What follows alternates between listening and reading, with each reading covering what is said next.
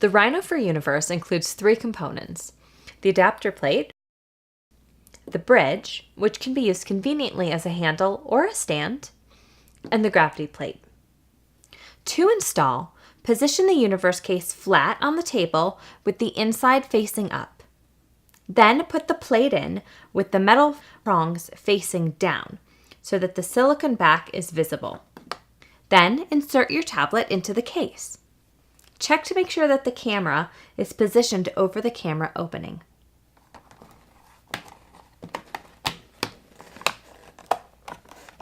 The OtterBox uniVERSE case gives your tablet heavy-duty protection while allowing you to use Octa's interchangeable handles, mounts, and stands.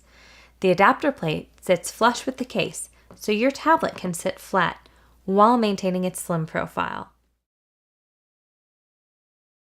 First, let's connect the bridge. Make sure that the unlock symbol and the arrow icon are aligned. Hold the top 2 sections of the base and push and turn to connect to your device. Finally, rotate the locking ring. You're now ready to use the bridge as a handle, or if you like, just put it down and you've got a stand. The stand can be adjusted to multiple angles, either by straightening the bridge or by bending the bridge. When you're ready, you can connect the gravity plate.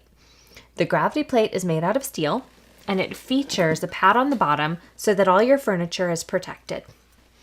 To connect to the gravity plate, we'll use the same method that we use to connect to the device itself.